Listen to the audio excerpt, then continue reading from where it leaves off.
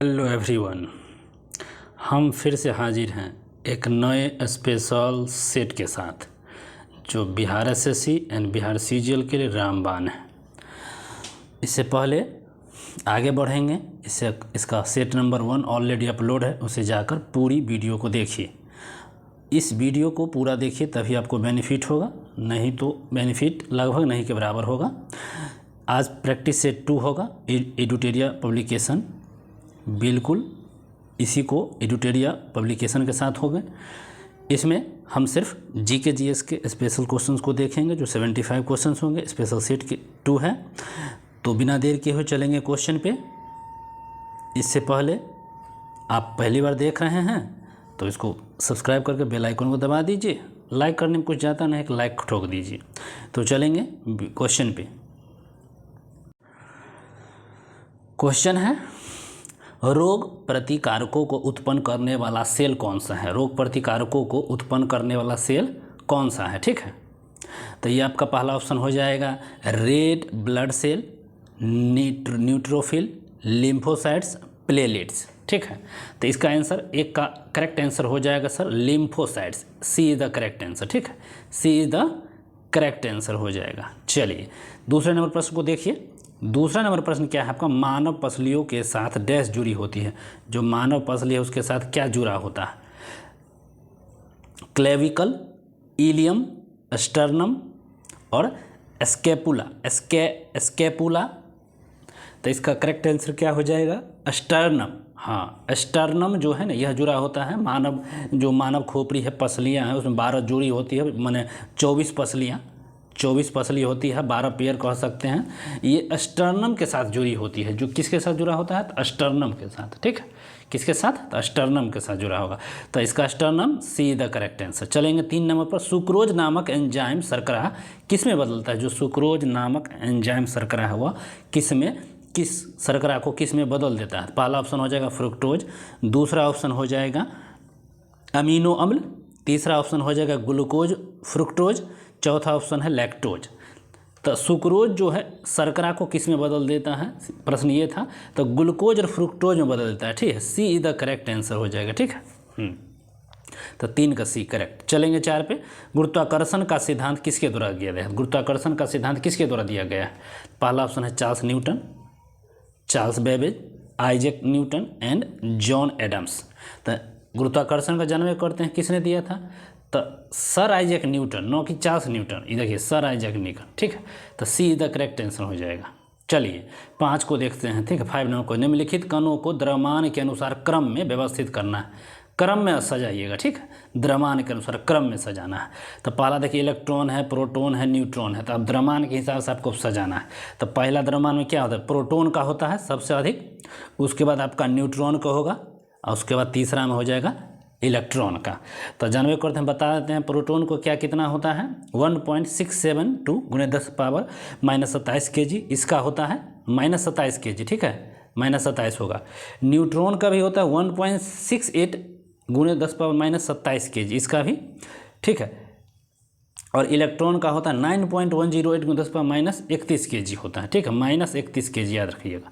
तो इसको आप सजा दीजिए, सीधा सीधी लॉजिकली है। तो 3 हो जाएगा, 3 2 1, सी द करेक्ट आंसर 5 का। चलिए 6 पर देखिए, सौर विकिरण की सबसे महत्वपूर्ण भूमिका क्या है? जो सौर विकिरण है उसकी महत्वपूर्ण भूमिका क्या है? कार्बन चक्र, हाइड्रोजन चक्र, जल चक्र, नाइट्रोजन चक्र। तो सौर विकिरण का सबसे मेन होता है जल चक्र, सी इज द करेक्ट आंसर हो जाएगा। ठीक है, सौर विकिरण का। चलिए 7 नंबर क्वेश्चन देखिए, सूची 1 को सूची 2 से सुमेलित कीजिए तथा सूचियों के नीचे दिए गए कूटों का प्रयोग कर सही उत्तर को चुनिए। 7 में कूट का प्रयोग करके सही उत्तर को चुनना है। ठीक है, तो सूची 1 को सूची 2 से हम मिलाते हैं। देखिए त्वचा कैंसर किससे होगा? आपके पास यह 4 ऑप्शन है, सीधा सीधी देखिए त्वचा कैंसर जो आपको किससे होगा? तो देखिए त्वचा कैंसर क्लोरोफॉर्म से नहीं, पैरावैगनी किरण। देखिए आ गया, सीधा सीधी पैरावैगनी किरण से आपको त्वचा कैंसर हो जाएगी। देखिए सीधा सीधी है। चलिए मैच पे आ जाइए, त्वचा कैंसर जो हो जाएगा पैरावैगनी किरण से मिला लेते हैं। ध्वनि प्रदूषण से क्या आपको होगा? ध्वनि प्रदूषण डेसिबल, जो डेसिबल अधिक होता है तो ध्वनि प्रदूषण, तो 2 का 3 मिल गया। ठीक है, अब देखिए वैश्विक तापमान किससे होता है? कार्बन डाइऑक्साइड जब बढ़ता है तो वैश्विक तापमान होता है। ठीक है, और ओजोन थी क्लोरोफ्लोरोकार्बन से। तो सारा मिल गया। ठीक है। तो 2 3 4 देख सकते हैं यहाँ पर 2 3 4 1 लास्ट में, तो 2 3 4 1, हाँ देखिए 2 3 4 1 बी द करेक्ट आंसर, 7 कहीं देखिए बी हो गया, मिल गया सब। चलिए तो 8 नंबर पाइए, निम्नलिखित में से कौन सा एक यशद पुष्प कहलाता है। यशद पुष्प फिलोसफर्स वुड जो कहलाता है यशद पुष्प कौन, तो सीधा सीधे zinc bromide, zinc nitrate, zinc oxide, zinc chloride. यशद पुष्प किसको कहते हैं, 8 का क्वेश्चन ये थे। तो जिंक ऑक्साइड को सर यशद पुष्प कहा गया।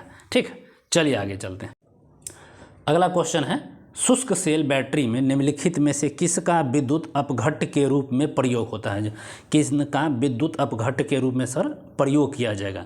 तो पहला ऑप्शन है अमोनिया क्लोराइड और जिंक क्लोराइड के साथ, दूसरा ऑप्शन है सोडियम क्लोराइड और कैल्शियम क्लोराइड के साथ, तीसरा है मैग्नीशियम के साथ जिंक क्लोराइड का मिश्रण, और अमोनिया क्लोराइड के साथ कैल्शियम क्लोराइड का मिश्रण। देखिए, तो शुष्क बैटरी प्राथमिक सेल जानवे करते हैं, इसका जो मिश्रण होता है किसके साथ होगा, तो जानवे करते हैं अमोनिया का होता है। अमोनिया याद रखें, ammonia chloride, zinc chloride, zinc तो होगा नहीं, कैल्शियम अमोनिया के साथ यहाँ देख सकते हैं कैल्शियम के क्लोराइड होंगे। ठीक है, नहीं सॉरी, विद्युत अपघट्ट में की बात कर रहा है, तो अमोनिया जिंक के क्लोराइड होगा, हम जिंक ऑक्साइड पढ़ते थे, सॉरी, अमोनिया के साथ जिंक का क्लोराइड होगा। ठीक है, तो ये ए इज द करेक्ट आंसर हो जाएगा। ठीक है, चलिए चलते हैं 10 पर। 86 डिग्री फ़ारेनहाइट का सेल्सियस में मान बताइए। जो 86 डिग्री है उसका फ़ारेनहाइट में सेल्सियस का मान मत बताना है। तो हम लोग पिछले दिन भी चारों पैमाना जो हम लोग पढ़े थे, फिर से हम आपको बताते हैं। C/100 ये पहला होता है, तो फ़ारेनहाइट में F-32/180। ठीक है, इजकल टू फिर देखिए 8/80 और K-273/100। देखिए ये चारों पैमाना है। C/100 is equal to F-32/180, R/80 is equal to K-273/100, ये चारों पैमाना है। ठीक है, ये क्या हो जाएगा, चारों पैमाना। तो चारों पैमाना ये है, तो आपको पूछा 86 डिग्री फ़ारेनहाइट को सेल्सियस में बदलना है, तो 86 डिग्री है ना, 86 डिग्री को फ़ारेनहाइट में, तो इसको सीधा सीधी क्या कर दीजिएगा, 5/9 से गुना, अब 32 जोड़ देना है। अच्छा नहीं, फ़ारेनहाइट, सॉरी फ़ारेनहाइट को, तो देखिए 86 को 9/5 से, 5/9 तो 9/5 से और 32 घटा दीजिए, ये आपका आंसर आ जाएगा। तो इसका आंसर क्या हो जाएगा बता देते हैं। तो अभी देख लीजिए ना, 5/9 से गुना कर देंगे मल्टीपल में, तो आपको यहाँ पर या नहीं, 86 में से पहले 32 घटा दीजिए, 54 और 9 30 डिग्री हो जाएगा। ठीक है, तो 30 डिग्री करेक्ट आंसर। ठीक है, चलिए लेजर का उपयोग किस में होता है। लेजर का उपयोग तो सर किस में होता है, होलोग्राफी, कैंसर चिकित्सा, CD DVD स्कैनर प्रिंटर में, या एटॉमिक रिएक्टर में। तो लेजर का प्रयोग आपको कहाँ करिएगा, तो एटॉमिक रिएक्टर में। ठीक है, D is the correct answer 11 का। चलिए 12 नंबर, निम्नलिखित में से कौन सा बहुलक एक थर्मोप्लास्टिक नहीं है। थर्मोप्लास्टिक पूछा है, नहीं है। ठीक है, नहीं याद रखना है, टेफ्लॉन, नियोप्रीन, पॉलीस्टारीन या पॉलीथीन, सो पूछ दिया है। तो कौन सा थर्मोप्लास्टिक नहीं है। ठीक है, तो नियोप्रीन जो होगा ना सर, ये थर्मोप्लास्टिक नहीं है, बाकी सब थर्मोप्लास्टिक था ये सब। चलिए तो 12 का बी होगा। 13 देखिए, निम्नलिखित में से कौन सा रक्त के हीमोग्लोबिन के साथ अनुकर्मणीय संश्लिष्ट बनाता है। जो रक्त के हीमोग्लोबिन के साथ अनुकर्मणीय संश्लिष्ट बनाता है। ठीक है, तो कार्बन डाइऑक्साइड बनाएगा, शुद्ध नाइट्रोजन गैस, या कार्बन मोनोऑक्साइड, या चौथा ऑप्शन है कार्बन डाइऑक्साइड और हीलियम के मिश्रण, ये पूछ दिया। तो इसका सही आंसर क्या हो जाएगा, तो इसका सही answer carbon monoxide. Carbon monoxide see the correct answer यही है। ठीक है, जो हम देखिए जब CO2 रखिए और CO रखिए, ये दोनों जब मिलाइएगा ना, तो ये आपको अधिक मात्रा में, तो सबसे पहले ये आपको क्या करेगा, ये आपका कार्बन जो है, कार्बन मोनोऑक्साइड है, यही अभिक्रिया कर लेता है तुरंत खून से, तो वही प्रॉब्लम है सी। चलिए आगे चलिए, मानव के मस्तिष्क का स्मरण क्षमता कहाँ होती है। जो स्मरण क्षमता है मानव मस्तिष्क का, वह कहाँ पे होती है। मानव मस्तिष्क की स्मरण क्षमता कहाँ पे है, तो सेरेब्रम में है। कहाँ पर है, सेरेब्रम में, सॉरी हम बता ही दिए, सीधा सीधी सेरेब्रम में हो जाएगा। आगे देखते हैं, निम्नलिखित पादपों में से किसका संग्रह अंग नहीं, तना नहीं है। तो निम्नलिखित पादपों संग्रह अंग तना नहीं है। तना कौन नहीं है, तो गन्ना तना है, आलू तना है, अदरक तना है और शकरकंद तना है। कौन इसमें से नहीं पूछ रहा है, तो देखिए शकरकंद जो है ना, धनकंद, बंडा के ये प्रकंद हो जाता है शकरकंद में। तो ये शकरकंद आपका तना नहीं है, ठीक है, क्या नहीं हो जाएगा, तो तना ये शकरकंद आपके नहीं है। चलिए देखिए गन्ना, आलू और अदरक जो है ना ये रूपांतरण है, अर्थात इसका संग्रह तना के रूप में, जबकि शकरकंद जो है ना जड़ होता है, कुंभी रूपी है ना, मूलांकुर से विकसित, जो जड़ का विकास मूलांकुर से होता है और तना का विकास परांकुर से होता है। तो वही बात थी यहाँ पे। चलिए आगे चलेंगे। सामान्य दृष्टि के लिए निम्नलिखित में से कौन सा विटामिन आवश्यक है? सामान्य दृष्टि के लिए तो जन्म करते विटामिन ए, तो फॉलिक अम्ल विटामिन को नहीं बोलेंगे, राइबोफ्लेविन नहीं बोलेंगे, नियासिन को, रेटिनॉल को बोलते हैं विटामिन ए। मिल गया, देखिए विटामिन ए किसको बोलते हैं, तो रेटिनॉल को, ठीक। चलिए आगे चलते हैं, आगे हो जाएगा 17 नंबर क्वेश्चन। पुष्प के किस भाग से केसर प्राप्त होता है? केसर जानवे करते हैं, केसर ये दल पुंज होगा, वर्तिका और वर्तिकांग, पराग कोश या परागकण। तो देखिए वर्तिका और वर्तिकांग है, शीर्ष भाग होता है पुष्प की, जो मादा पुष्प होते हैं उसमें होते हैं। मादा पुष्प के 3 भाग होते हैं, पढ़े ही हैं हम लोग, एक अंडाशय, एक होता है वर्तिका और एक वर्तिकांग शायद होता है, यही दोनों तीनों, तो यही है वर्तिका और वर्तिकांग केसर प्राप्त होते हैं। चलते हैं आगे। अगला क्वेश्चन, निम्न में से कौन सा अंग मनुष्य के मादा प्रजनन से संबंधित है? मादा प्रजनन से संबंधित कौन सा है? गर्भाशय मादा प्रजनन से संबंधित नहीं पूछा है, सॉरी नहीं है, याद रखेंगे।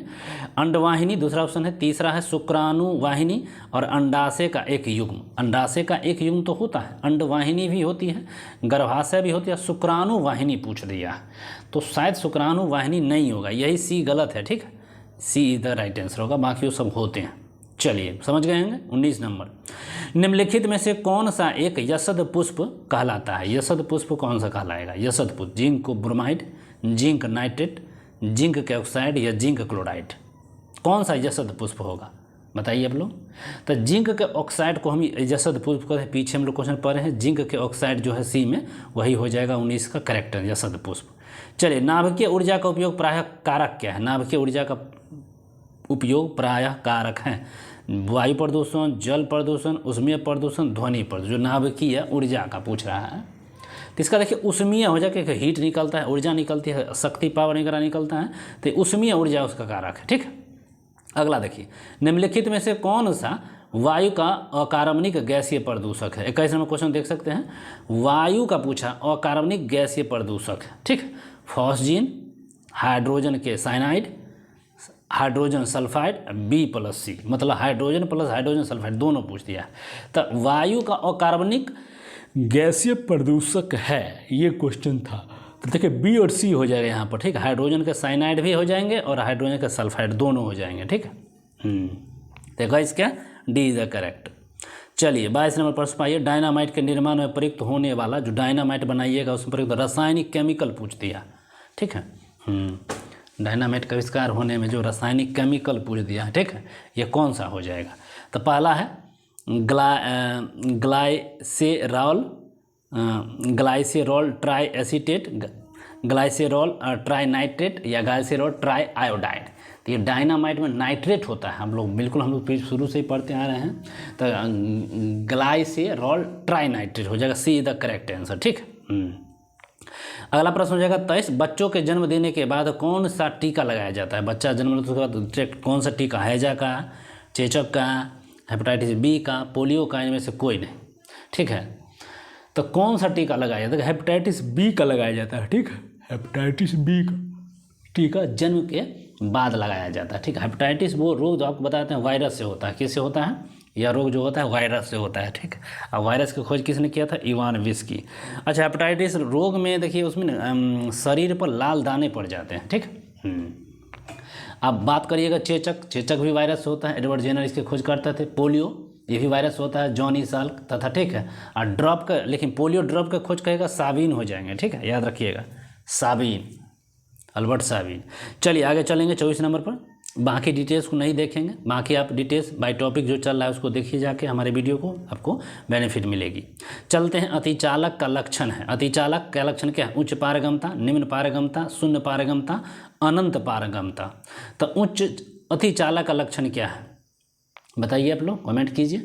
तो शून्य पारगम्यता हो जाएगा। अतिचालक में क्या होता है? शून्य पारगम्यता। 24 के सी द करेक्ट आंसर।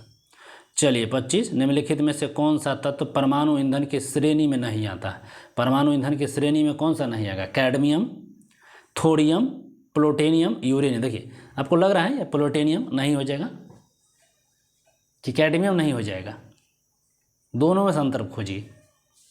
तो देखिए प्लूटोनियम है, जानवे करते हैं 42 वाली, और कैडमियम नहीं हो जाएगा इसका answer, cadmium is correct answer हो जाएगा। ठीक है, हाँ कैडमियम इसका आंसर करेक्ट था।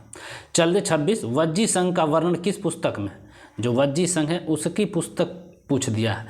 तो मय्यम निकाय, अंगुत्तर निकाय, दीर्घ निकाय, विनय पिटक।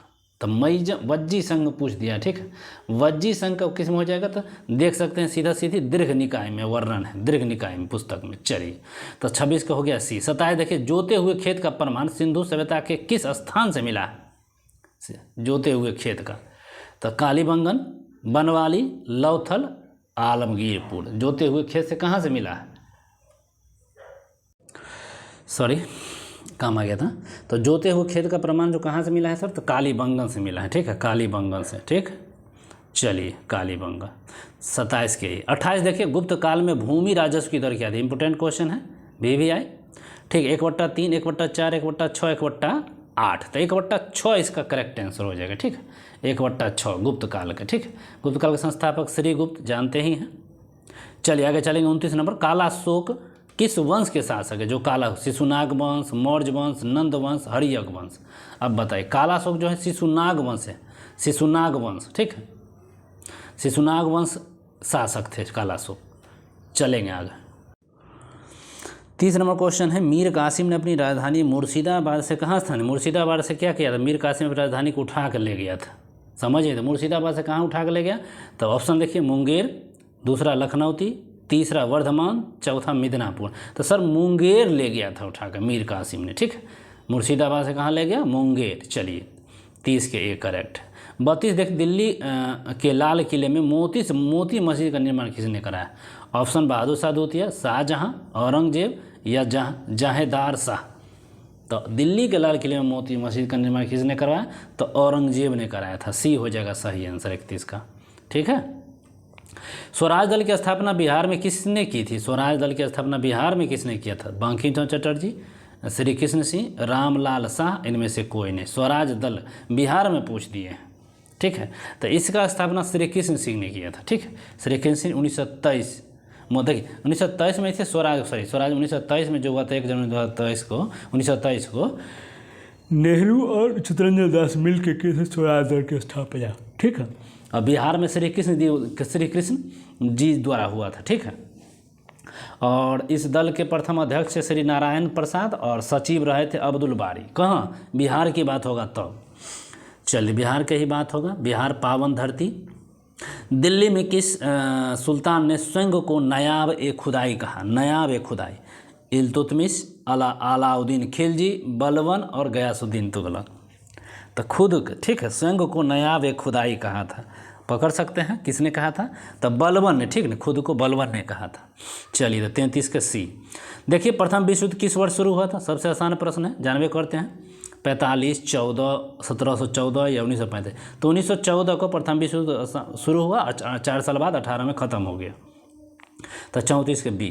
देख सकते हैं 35, आत्मीय सभा की स्थापना किसने किया? आत्मीय सभा। ठीक, तो ऑप्शन हो जाएगा दयानंद सरस्वती, विवेकानंद, तीसरे हैं ज्योतिबा फूले और चौथे हैं राजा राम मोहन राय। तो आत्मीय सभा की स्थापना किसने किया था? राजा राम मोहन राय ने किया। ठीक है, D is the correct answer हो जाएगा। ठीक है, और भी बताते हैं कहाँ? 1815 के कलकत्ता में हुआ था। ठीक, आत्मीय सभा का स्थापना। चलिए अच्छा, राजा राम मोहन को अकबर द्वितीय ने राजा को उपाधि दिया था कब? तो नहीं, कब नहीं दिया था, लेकिन अकबर द्वितीय नहीं दिया था। ठीक है, चलिए आगे चलेंगे। 36 में, भारत का प्रथम गवर्नर जनरल कौन था?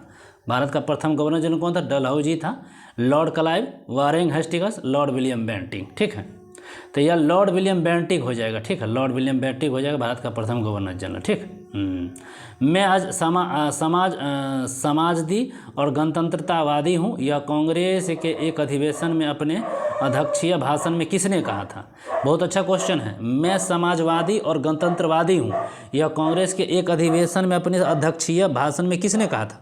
जवाहरलाल नेहरू, सुभाष चंद्र बोस, गोपाल कृष्ण गोखले, राजेंद्र प्रसाद। किसने कहा था? तो किसने कहा था? जवाहरलाल नेहरू कहा होगा, सॉरी गलत बोल रहे थे, जवाहरलाल नेहरू ने कहा था। ठीक है, तो जवाहरलाल नेहरू ने यह पंक्ति कहा था। ठीक है, चलिए आगे चलेंगे। 38 नंबर, राज्य चुनाव आयोग द्वारा पंचायत चुनाव जिस अनुच्छेद के तहत संचालित व नियंत्रित होता है उसका उल्लेख। ठीक है, राज्य चुनाव आयोग द्वारा पंचायत चुनाव जिस अनुच्छेद के तहत संचालित व नियंत्रित होता है उसका उल्लेख क्या है?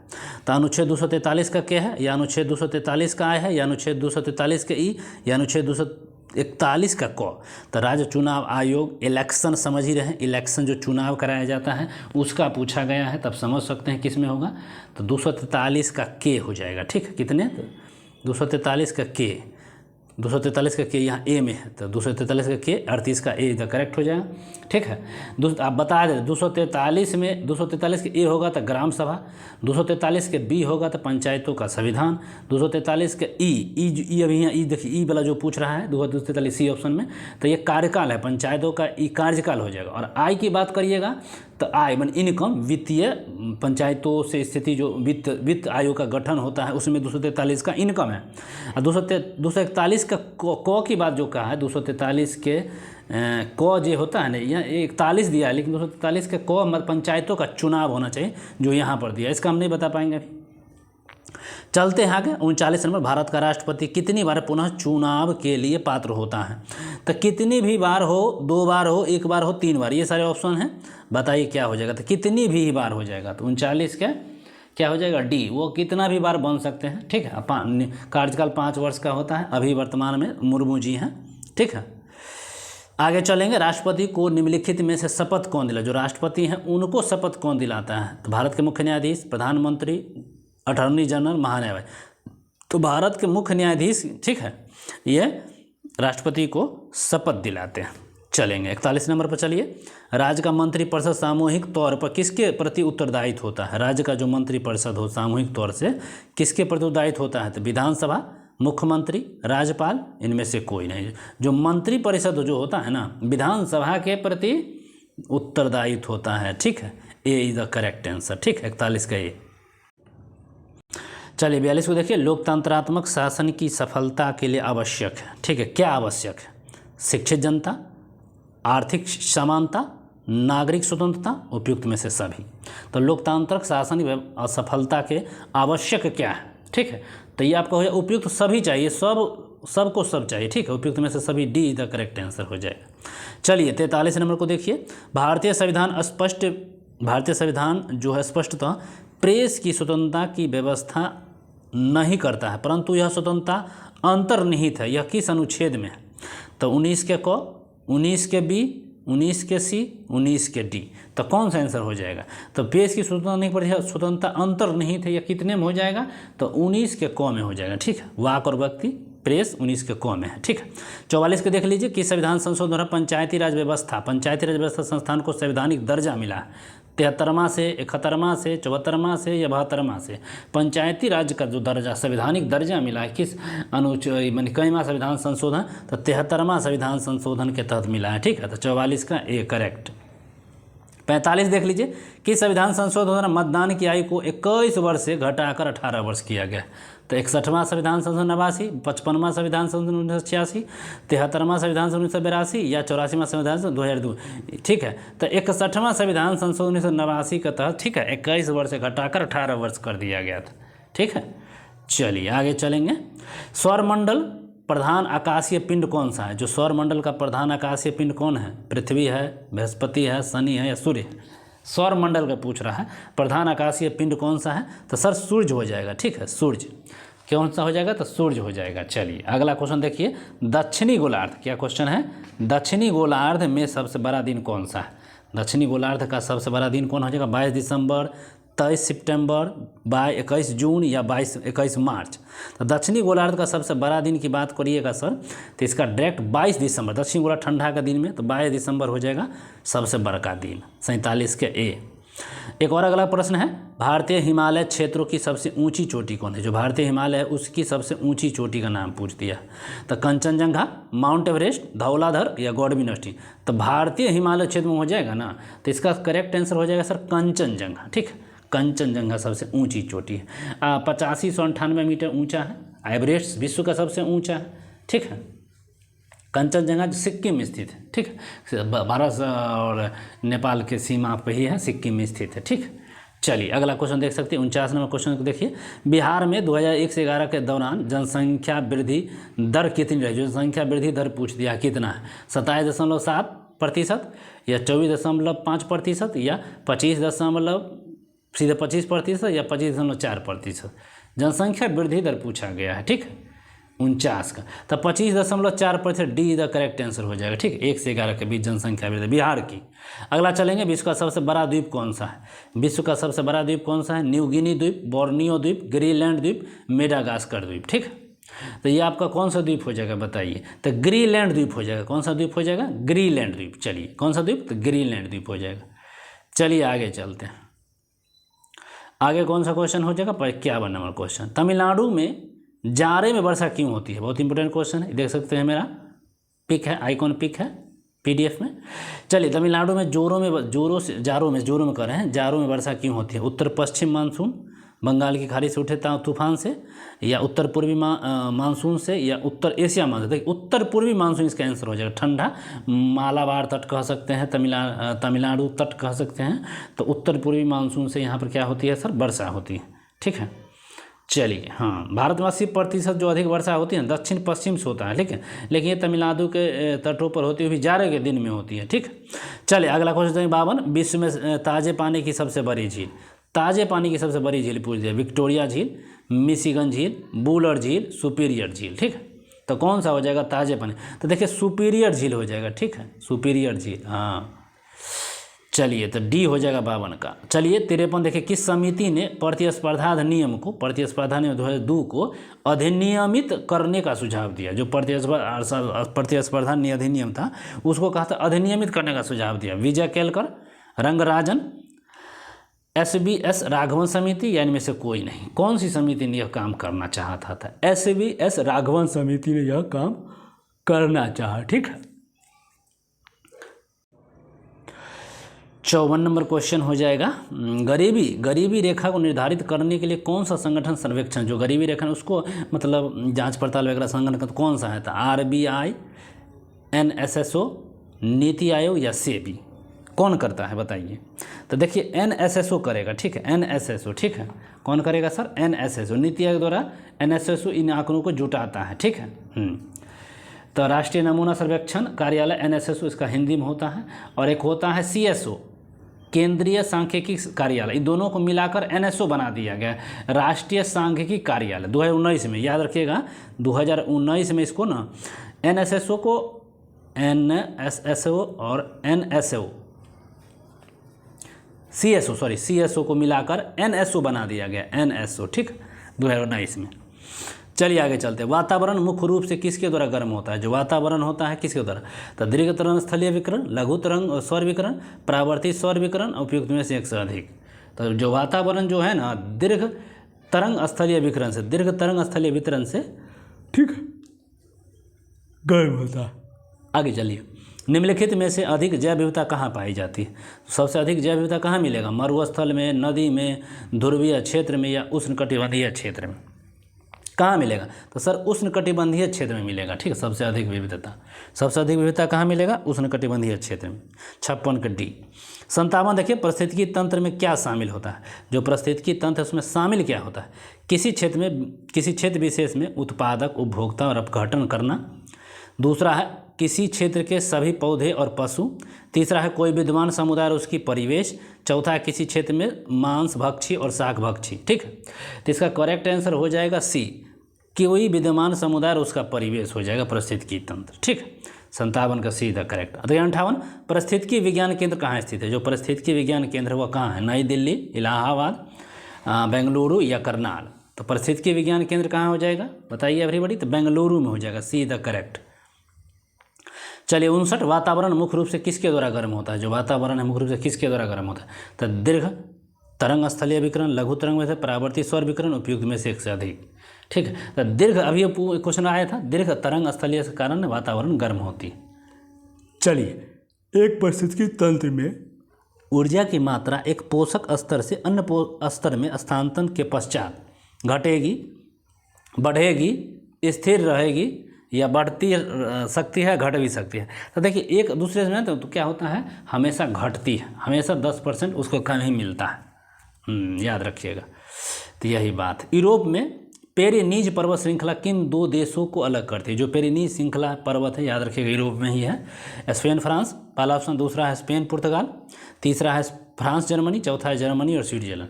तो जो पेरिनीज पर्वत है, ठीक है, किसको किसको? तो स्पेन और फ्रांस को, ठीक है सर, अलग करता है पेरिनीज पर्वत। चलिए 62, चांद पर उतरने वाला दूसरा आदमी कौन था? Yuri Gagarin, Neil Armstrong, Edward Braj adrenaline या माइकल कॉलिंस? तो यही हो जाएगा, ब्रज एड्रेलिन हो जाएंगे। एडवर्ड ब्रज एड्रेलिन है जो दूसरा आदमी चांद पर उतरा था। अब पहला तो नील आर्मस्ट्रांग थे ये। 63, निम्नलिखित में से किसे वाकपुट वक्ता कहा गया है? वाकपुट वक्ता किसे कहा गया? वाह, वाकपुट वक्ता। गोपाल कृष्ण गोखले, सुरेंद्र नाथ बनर्जी, वैमेश चंद्र बनर्जी, दादा भाई नौरोजी। ठीक है, तो वाकपुट वक्ता किसे कहा गया? सो बता दीजिए सीधा सीधे। तो गोपाल कृष्ण गोखले को कहा गया। ठीक है, गोपाल कृष्ण गोखले को वाकपुट वक्ता कहा जाता है। चलिए 64, अंटार्कटिक महाद्वीप पहुंचने वाला, अंटार्कटिक महाद्वीप पहुंचने वाला पहला भारतीय महिला कौन थी? उज्ज्वला पाटिल, मेहर मूसा, प्रीति सेनगुप्ता, गीता घोष। ठीक है, तो ये आपका हो जाएगा सब मेहर मूसा। मेहर मूसा जो है ना, ये पहुंचने वाली पहली भारतीय महिला बनी। चलिए आगे चलेंगे। अगला क्वेश्चन है, भारतीय न्यूक्लिक विज्ञान का जनक, जो न्यूक्लिक विज्ञान है उसके जनक कौन है? होमी जहांगीर भाभा, सतीश धवन, सीवी रमन या एसएस भटनागर? जो भारतीय न्यूक्लिक विज्ञान है उसके जनक पूछ दिया गया है। ठीक है, तो होमी जहांगीर भाभा, ये द करेक्ट आंसर। ठीक है, हाँ यही हो जाएगा ये। 66 देख सकते हैं, भारत का पहला पनडुब्बी पर्यटन किस राज्य में शुरू हुआ है? भारत का पहला पनडुब्बी पर्यटन किस राज्य में शुरू किया जाएगा? उड़ीसा, गुजरात, महाराष्ट्र, केरल। 4 ऑप्शन है, तो ये आपका गुजरात हो जाएगा। ठीक है सर, गुजरात में। चलिए, केंद्र सरकार ने पिछले कुछ वर्षों में राष्ट्र विरोधी गतिविधियों को संलिप्त होने के कारण किन संगठन पर प्रतिबंध लगाया गया? केंद्र सरकार ने पिछले कुछ वर्षों में राष्ट्र विरोधी गतिविधियों में संलिप्त होने के कारण किन संगठन पर प्रतिबंध लगाया है? तो तहरीक ए मुहर्रियत, जमात ए इस्लामी, जम्मू कश्मीर लिबरेशन फ्रंट और जम्मू कश्मीर डेमोक्रेटिक फ्रंट। तो किन किन पर लगाया गया है? ठीक है, सो बताया जा रहा है। तो देखिए, इसमें हमको जो लग रहा है सभी पर लगाया गया होगा। तो सब तो ऐसा ही, कूट का प्रयोग कर उत्तर बताइए। देखिए सभी पर लगाया गया, सही है बात है, डी आंसर करेक्ट हो जाएगा। चलिए अगला देखिए, रेल मंत्रालय ने किस तहत किन दो केंद्रीय सार्वजनिक क्षेत्र उद्यम और सीपीएसई को वित्त मंत्रालय द्वारा नवरत्न का दर्जा दिया? सीपीएसई, ठीक है, तो आईकॉन और राइट्स लिमिटेड, आईकॉन एंड RINL लिमिटेड्स और RITES limited and NCL India, और इनमें से कोई नहीं। ठीक है, तो 68 यही है। देखिए आईकॉन और राइट्स, ठीक है, यही जीतेंगे। ठीक है, इसका पुरस्कार इस बार इन्हीं को मिला है। देख सकते हैं, मेरा यूट्यूब चैनल का नाम exam.94 सर्च करिएगा, मेरा लोगो आ जाएगा। चलते हैं आगे। 59 नंबर, हाल ही में किस राज्य सरकार ने हर जिले में ड्रोन पुलिस यूनिट का स्थापना करेगा? ठीक है, ड्रोन पुलिस यूनिट की स्थापना करेगा। बिहार, झारखंड, मध्य प्रदेश, उत्तर प्रदेश। तो कौन सा करेगा? तो बिहार करेगा। ठीक है, बिहार ड्रोन यूनिट पुलिस। अगला देखिए, वर्ष 2023 फीफा विश्व कप कितने महाद्वीपों में आयोजित किया जाएगा? फीफा विश्व कप 2023 वाला कितने महाद्वीपों? हमको लग रहा है 2 कम तो नहीं होना चाहिए, तो नहीं, इसका 3 महाद्वीप हो जाएगा। 3 महाद्वीपों। कब? तो याद रखिएगा 30 में। चलिए, निम्नलिखित में से किस व्यक्ति को जलवायु परिवर्तन क्षेत्र में स्पिनोजा पुरस्कार 2023 प्राप्त हुआ है? ठीक है, जलवायु के क्षेत्र में स्पिनोजा पुरस्कार 23 हुआ। तो इनासस स्लेनन, प्रोफेसर डॉक्टर ज्योतिका गुप्ता, नंदिता दास और केवल BC। तो इसका 71 का आंसर हो जाएगा सर सीधा सीधी नंदिता दास। ठीक है, नंदिता दास। चलिए नंदिता दास, ठीक है, याद रखिएगा। 72 देख लिए, मिशन इन्वेस्टिगेशन एट राइट 75 राज्य सरकार द्वारा, जानवे करते हैं, राज्य सरकार द्वारा क्या किया गया? राज्य सरकार द्वारा चलाया गया है। और उद्देश्य 75 दिनों में सभी FIR की जांच की पूरी करना है। तो यही हो जाएगा, बिहार अपना बिहार चलाया है। ठीक है, चलिए आगे चलेंगे। वर्ष 2023 में एशियाई खेलों में भारत ने कितने पदक जीता?